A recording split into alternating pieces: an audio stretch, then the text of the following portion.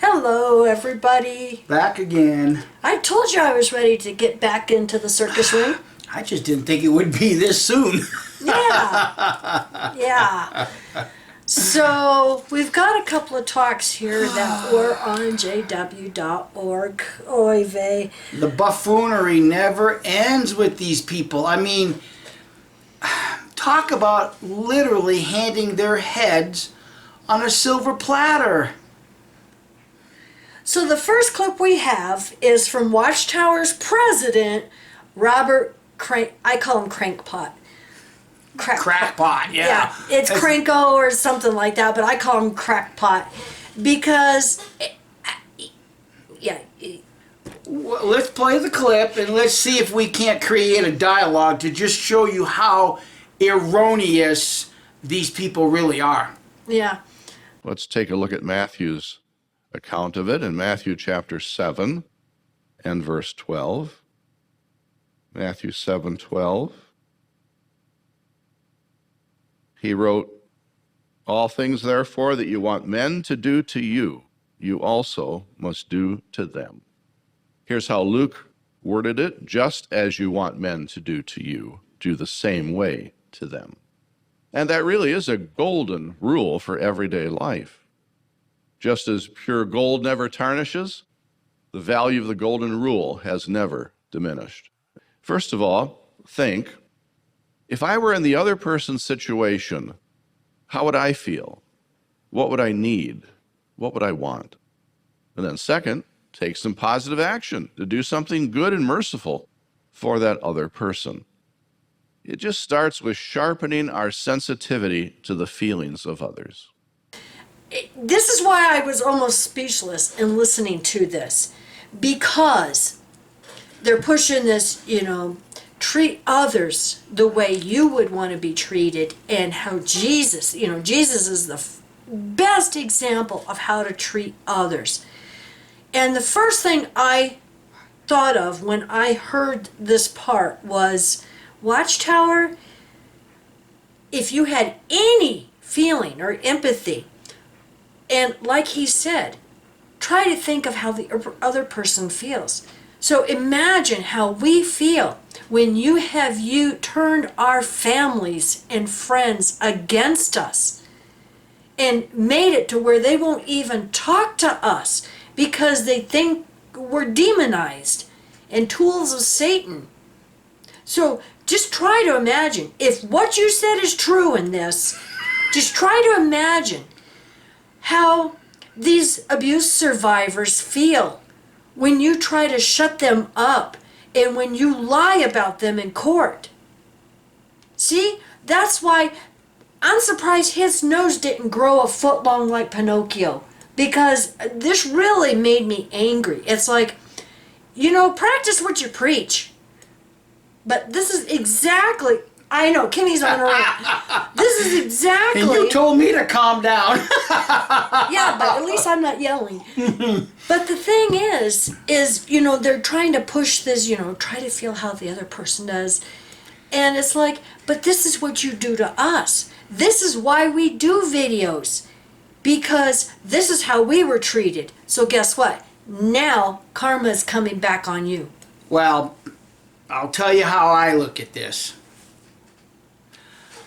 I'm going to rent a bus, Watchtower, and from New Mexico to New York to your Warwick cult compound.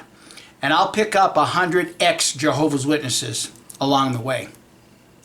And we're going to be at your front door to judge you like you do members for apostasy, because you've flip-flopped on so many things.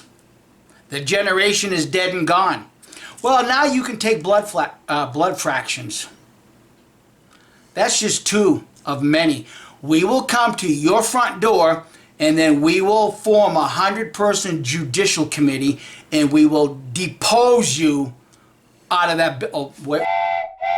I'm looking at them as if they're a religion. They're not a religion. They're a business. That'll never happen, because these men will never let you get through that front door to judge them for their stupidity and their misuse of people's lives. Well, look at several years ago when Zalkin showed up at their gate to Yeah. serve them with papers Yeah. for a lawsuit. They wouldn't even come out and, meet up with him. Watch out, watch out, watch out! His nose just went up to the books right there. Yeah. Yeah. This is Call so... security on them. Yeah, this is so simple to do. Can literally do this, blindfolded and with my ears plugged.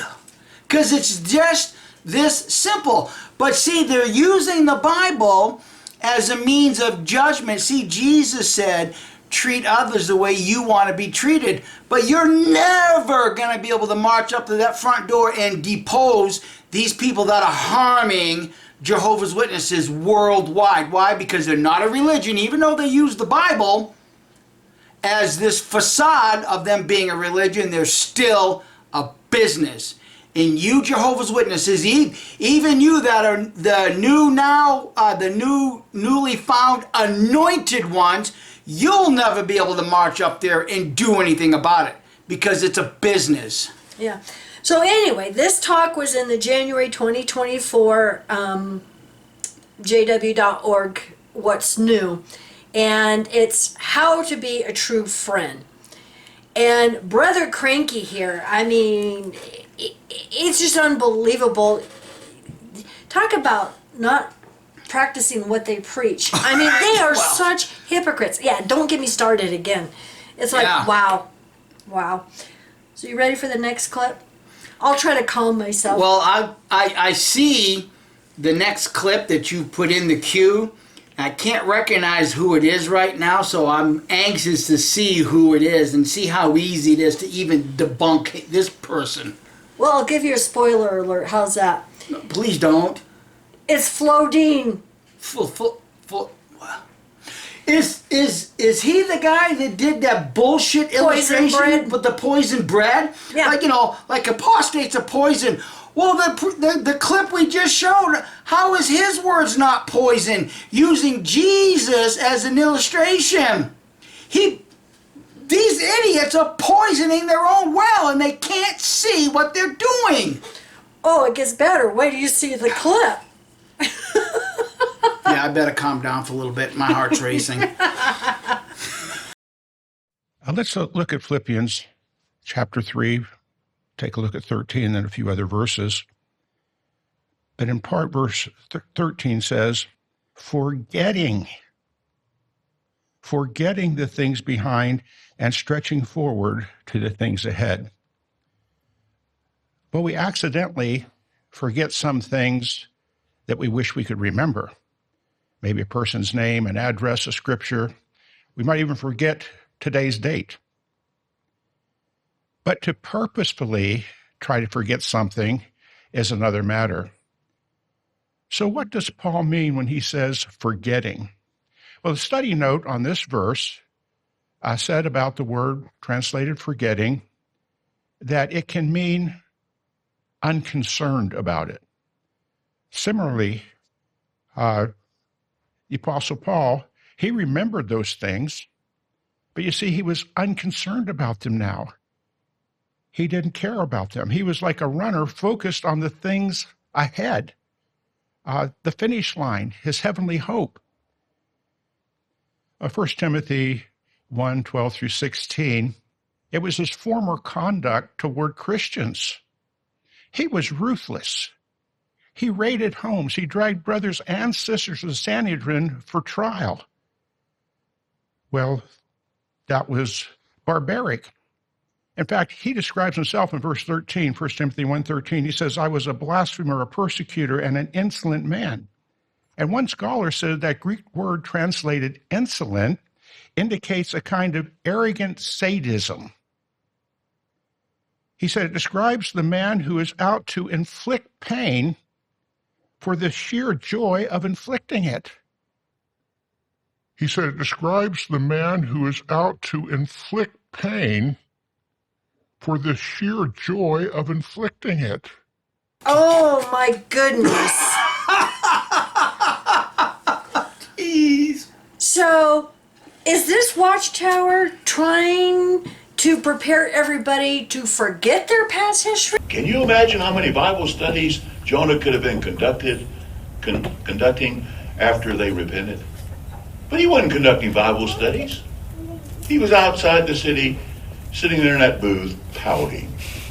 Well, what about us?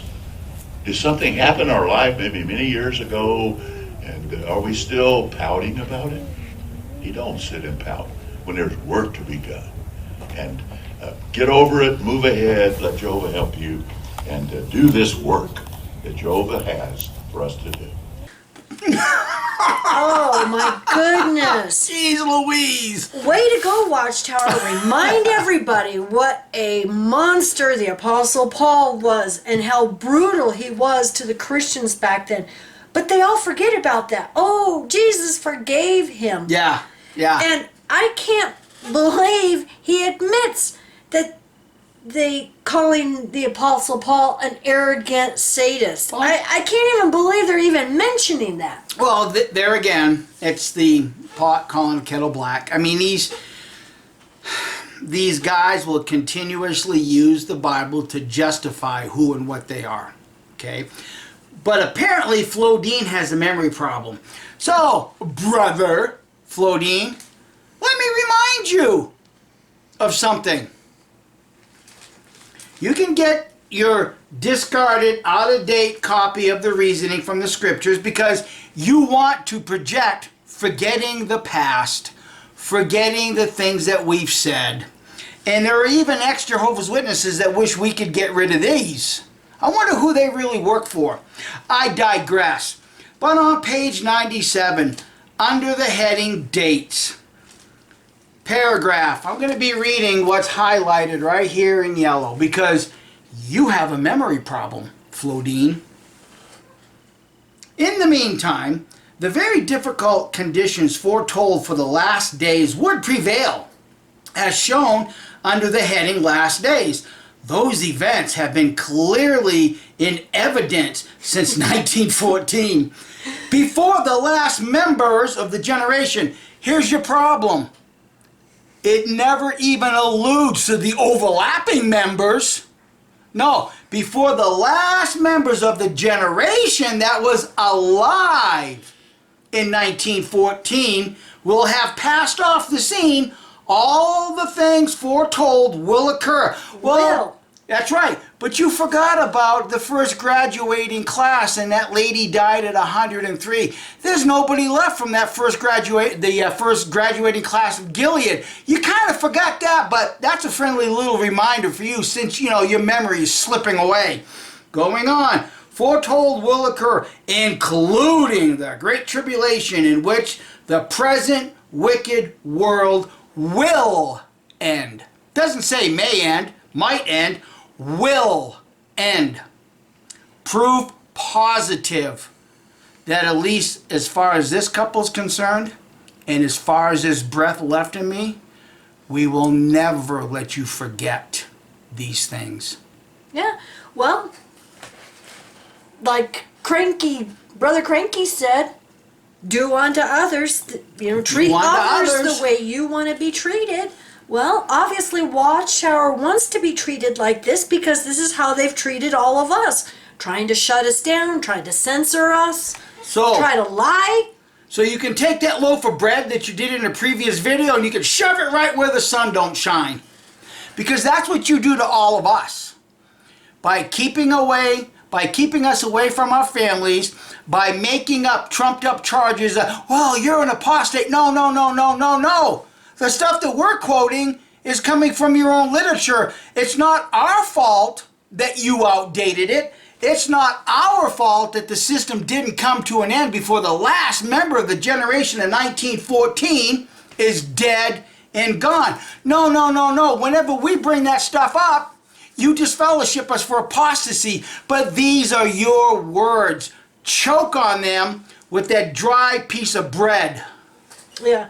Well, getting back to that last survivor that was 103 of the Gilead class that we covered in our previous video, I mean, at what point are Jehovah's Witnesses are going to stop and say, That class was in 1943. Yeah. And I mean, she wasn't that old then. There's some serious problems with this doomsday cult.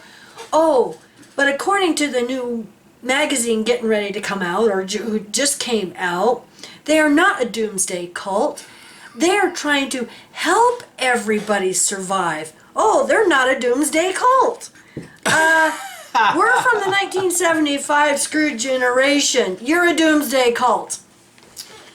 Including the great tribulation in which the present wicked world will end. Doomsday. Yeah, All Christianity does it. yeah, yeah. They all play on the fear of total annihilation. They don't know how to escape false evidence appearing real. Well, just like Watchtower running to the UN as an NGO member in Europe, trying to get help from Satan's world Well, because they're under ban in these, countries and getting persecuted. Running. Look at Norway's persecuting us, Japan's persecuting us, and filing all these appeals. And it's like, but these United Nations and the ones they're running to for help don't realize that Watchtower views them as part of Satan's world and Yeah. is going to be destroyed. well, okay, that alone should validate 100 of us going to Warwick and disfellowshipping these guys, deposing them. I mean, look, it wasn't too long ago. If you still have a library, you can fact check me if you wish, but Watchtower used to say that the internet and all of these devices is all part of Satan's system. It's all Satan's tools. And yet, look at what they've done. They've shit-canned using the Bible in lieu of using what the hell they call those stupid little Tablets. Tablets. You literally are touching Satan's unclean thing. Oh, but wait a minute. I'm sure somewhere in the background, if somebody did some really long research and fact checking, they're going to find that you somehow, some way have got stocks with one of these companies pushing these tablets. Oh, look at the money we can all make now shit canning the Bible and getting everybody into a little plastic tablet. Well, even in the previous video we did, governing body Jackson, I think it was, yeah, Jeffrey Jackson, he's got his little iPad there in a cover. That wasn't a Bible he was reading from, that was an iPad. Satan's tool right in your hand. Yeah, I remember those articles. Oh, yeah. They scared all of us back in the late 90s from getting on the internet. Yep. In the early 2000s. Yeah. Yeah, and you didn't dare admit to, the car group out in field service that you were on the internet. And you stumbled across an apostate video. Exactly. And now, from what I hear, some people are just openly talking about it. Hey, did you see that last video that Mike and Kim did? Man, that guy's a raving lunatic. But we got you to watch. How do we do that? Well, we try to entitle our video so that you're compelled to click on it. Now, where did we come up with that thought? Oh, that's right. The Theocratic Ministry School. They even have a section that you can get a good check mark on theme or title or what title appropriate to theme or material, whatever it is. But see, that mindset is still in the mind of Jehovah's Witnesses. Well, even when you take a writing class, they Yeah. say that your first 2 sentences will grab your audience. Yep. So, same thing with the title. Same thing with the title. Grab your audience. And that's why, like I said, over the years, we've had people say, yeah, I was watching your videos even when I was still in. Well, Compelled. I'll admit, that's what made me grab this talk. Because it's called Learn from Your Errors. It's like, oh my God, Watchtower hasn't learned from their errors. No, they just keep compounding them by running to a book that got them in this trap in the first place. Yeah, learn from your error. Admitting the Apostle Paul was an arrogant sadist is not a good thing, Flodine. Exactly, because if you really pay attention to what was authentically written by Paul, you'll see that everything that a Christian cult needs to become a cult comes right out of Paul's mouth. That's why many of us today, we can make a clear distinction between Jewish Christians and Pauline Christians. There's a clear distinction. And all you got to do is listen to what Pauline Christians say, and you can pick them out of a crowd, any place. But you can see what Watchtower's doing. They're using both the Old Testament and the New Testament to do this. Yeah, and telling you how to learn from your errors, but they haven't learned that lesson yet themselves. No, not at all. Yeah, yeah. Anybody up for a free bus ride to New York? Not that I anticipate that's going to accomplish anything, because it's not. He's joking, everybody. He's joking. Wouldn't want Watchtower to call security on you. Yeah. Wouldn't put it past him. That channel, Mike and Kim, they just threatened me. Oh, Jehovah, Jehovah, help us. Mike and Kim just threatened us. It's laughable, people. Yeah, it's a It's joke. laughable. It's a joke. Yeah, it's a joke. So thank you for watching, everybody, and we hope you have a wonderful weekend. Bye. Bye.